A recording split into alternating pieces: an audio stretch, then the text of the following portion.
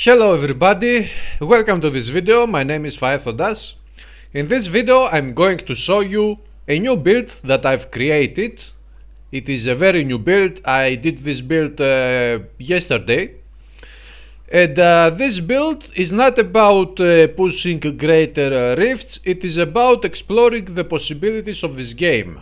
Because in this game we are supposed to be able to create millions and billions of builds.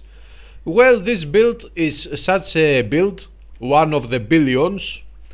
And now, first I'm going to do a GR60, so you can see the gameplay of this build. And then I will show you a build guide for this build in this video.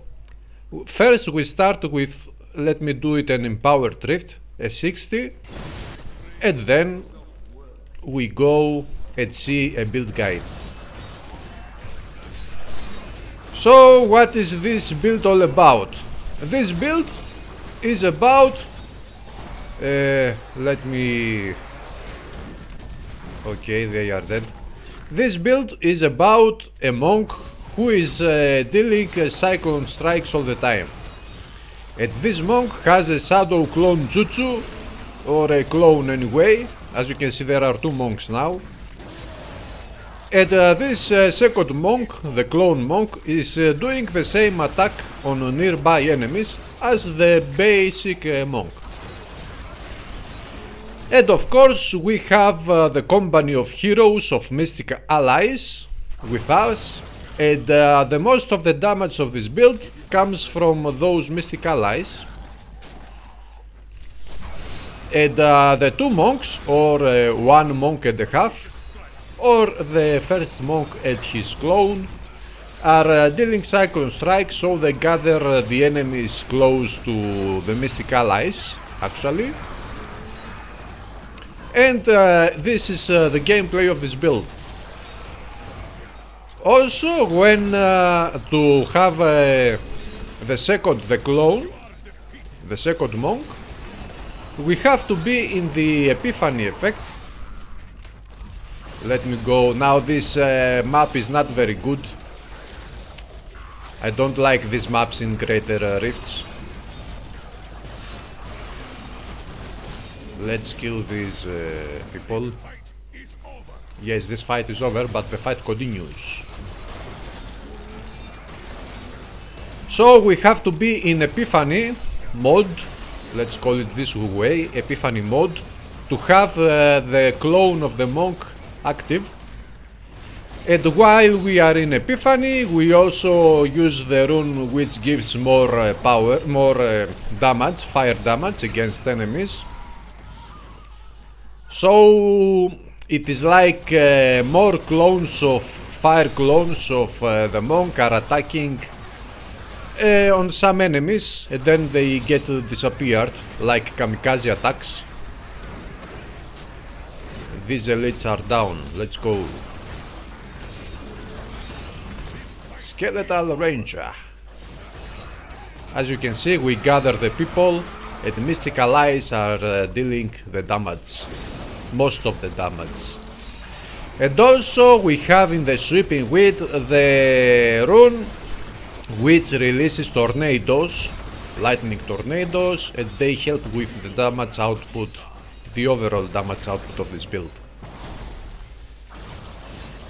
Retching Cadaver. Yes, you are dead. So, as I said before, this build is not for pushing greater rifts. It is an experimentation build, just to see what we can do with the builds in this game. Of course, pushing greater rifts is mostly about leaderboards, and if you are not interested in leaderboards, then you should be able to create the builds you like and play in whichever torment level they allow you to do.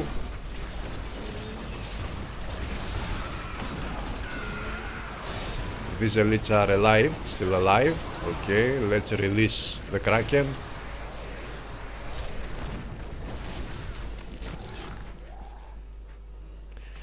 The drawback of this build is that the movement speed is very slow. It is only to 25%.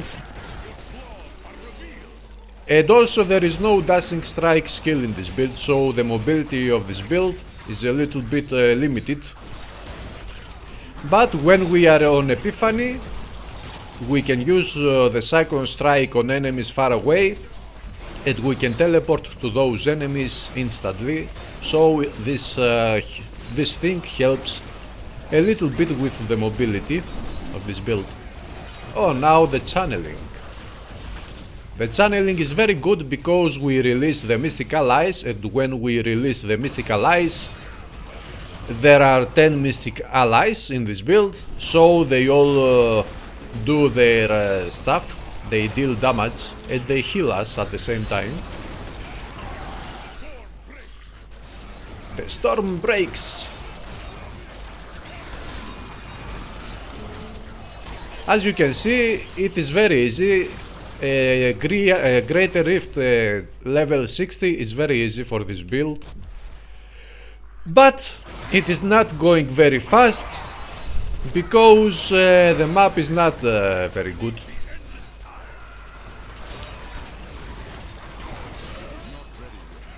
It is not ready yet. Come on. Where should we go now?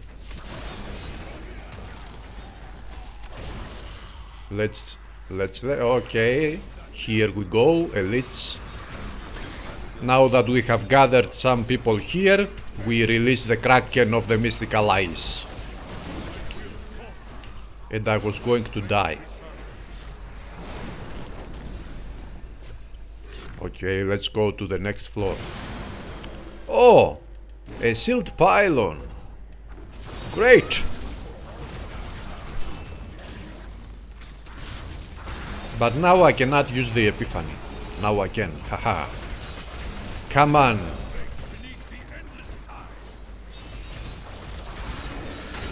Also, when we blight the enemies, they receive 29% more damage from our attacks for a few seconds.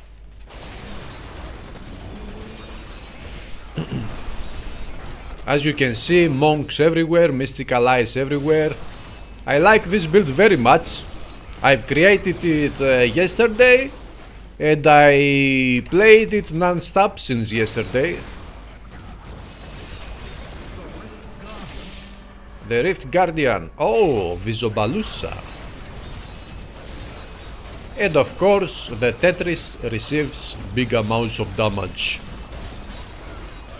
No! What? Oh, this is ridiculous. Ridiculous. Oh, ridicolo. Oh. Let's upgrade the gems. But what gems? Whatever, who cares now? Now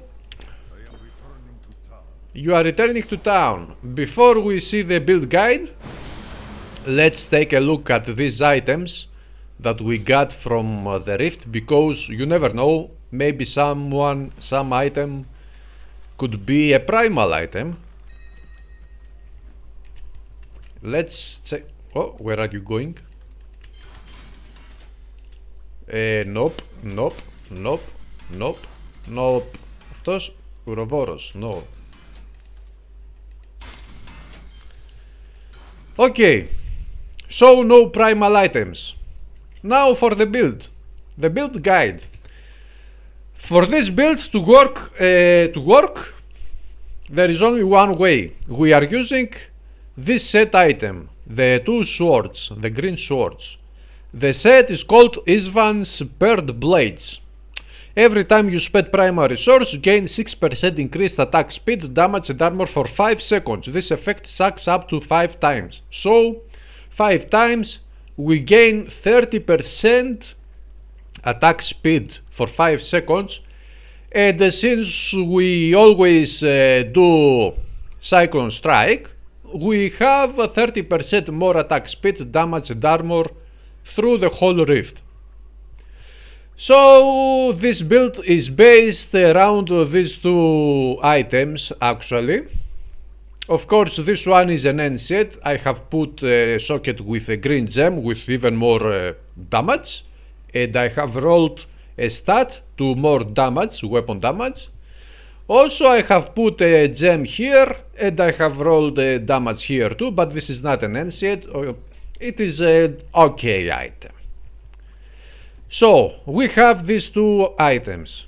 Now, to have Mystic Allies, 10 Mystic Allies, we are going to need first the 6 bonus of the set Inas mantra, and we are using the boots, the pants, the belt, the chest armor, the Inas Radiance, which is the helm, and the gloves. Now in the gloves we put attack speed. We need the most attack speed possible for this build to work.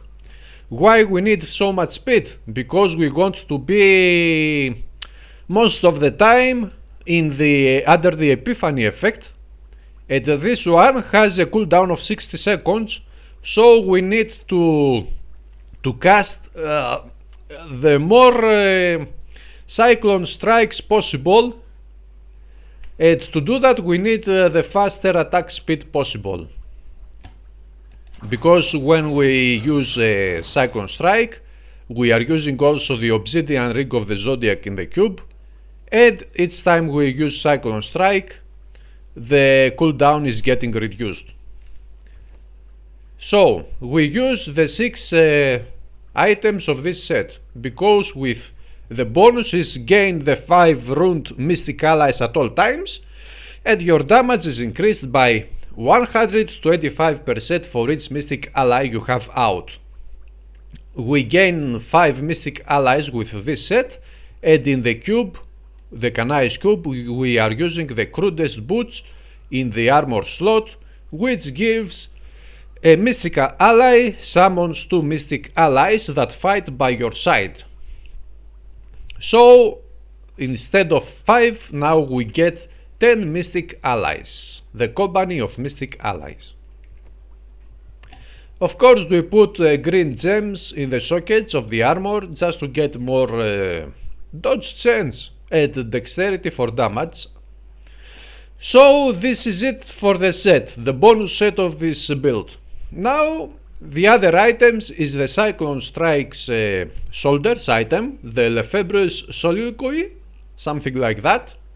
I still don't know how to pronounce that.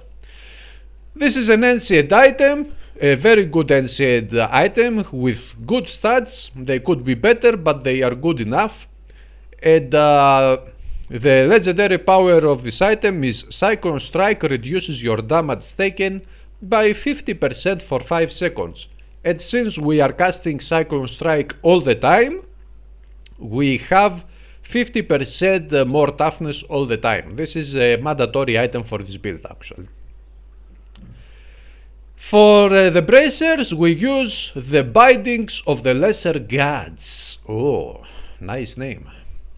This one is an ancient one. It is a very good, very nice stats. Also this one has the power enemies hit by your Cyclone Strike take 196%, actually up to 200%. So this one is a very nice stat, very nice number, almost perfect.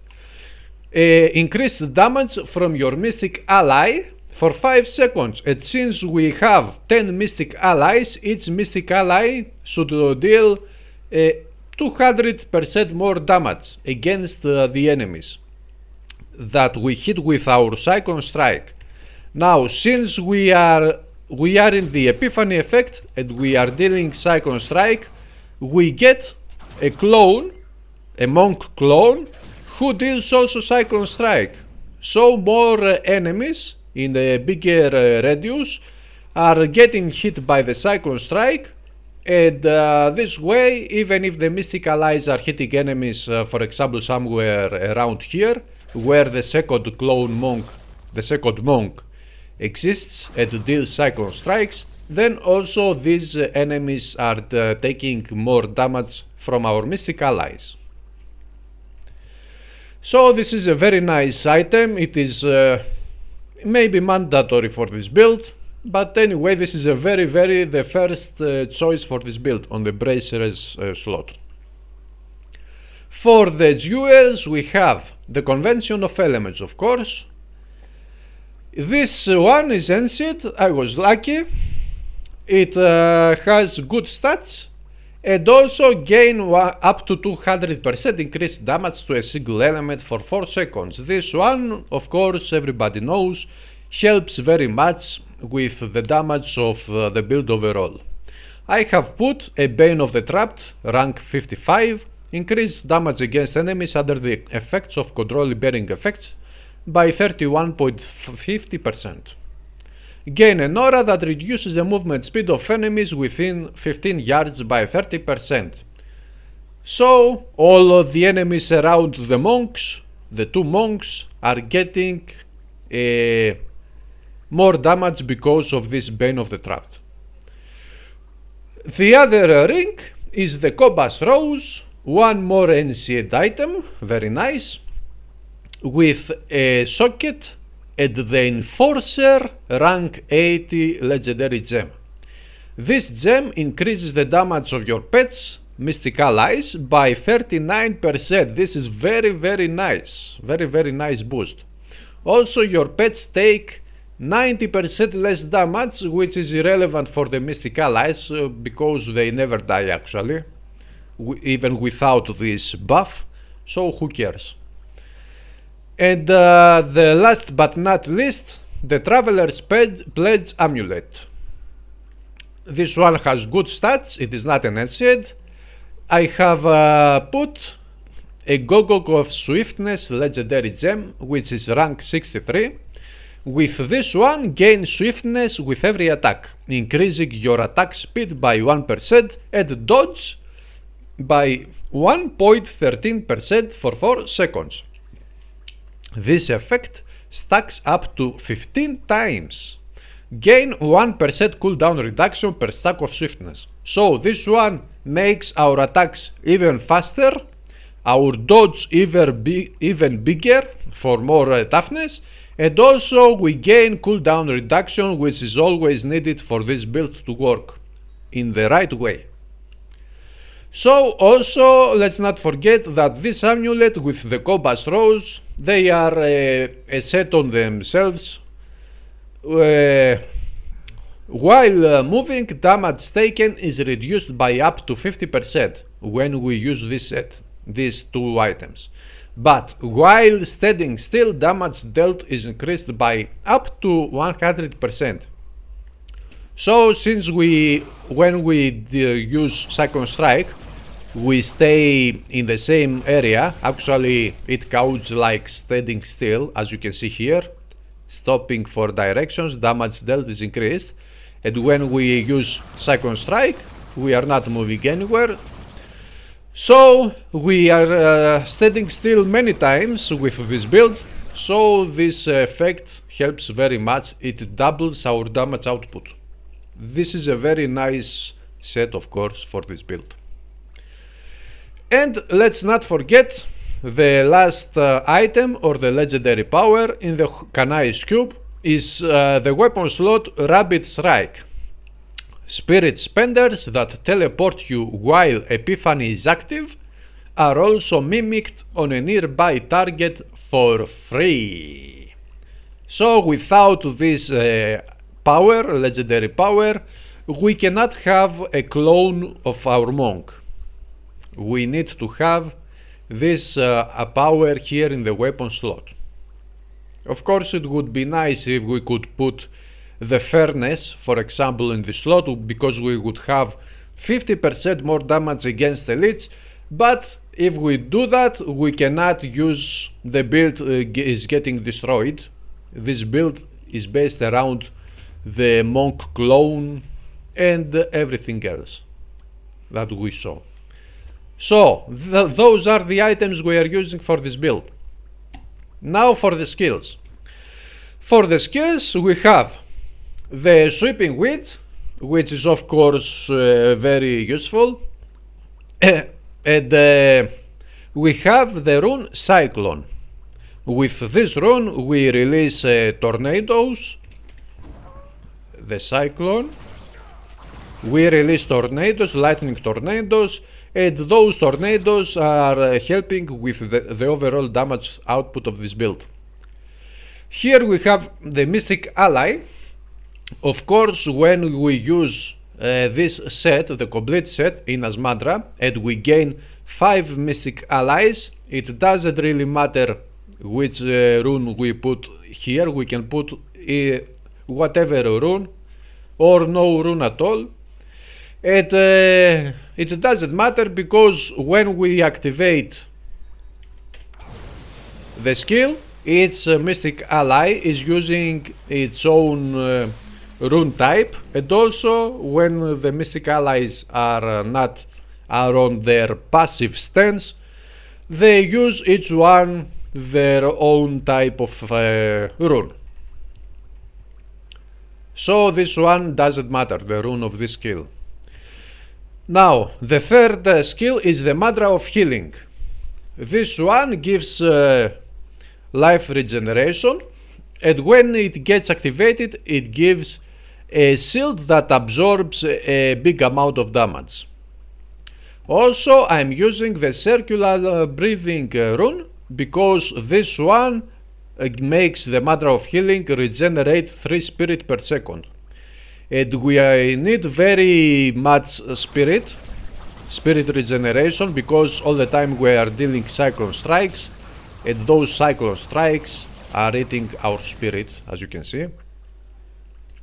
So spirit regeneration is very important for this build. Here we have the Epiphany, as we saw before. The Epiphany increases the spirit regeneration per second by 20, and also enables our melee attacks to instantly dash our hero to the target for 15 seconds. We use the rune Inner Fire. Engulf yourself in flames, causing your attacks to assault enemies for 353% weapon damage as fire. So when we use this one, we can see that some red clone monks are attacking instantly different targets on the map, and they are getting vanished. They are dealing only one attack and they fade away. But this attack, this damage is not very much for a GR 60 level, but it helps in the overall damage of the build. And also it makes the build looks more fancy, more visual effects in the battle. It makes it gives the feel of something big and epic is going on here, something like that. The visual effect is nice. Here we have the Blinding Flash. This one blinds all the enemies within 280 yards for 3 seconds. Also, I'm using the Faith in the Light rune, which when we use this Blinding Flash with this rune, we deal 29% increased damage for 3 seconds after using Blinding Flash. So everybody, when we use Blinding Flash, we deal 29% more damage to everybody. This is a nice skill because especially when we fight elites, we can use the skill to blind the elites for a little bit and boost our damage against the elites. Also, if we fight elites, it is a good idea first to blind the elites, so our damage for 3 seconds will go up to 89%, and then immediately we release the Kraken, the Mystic Ally Kraken.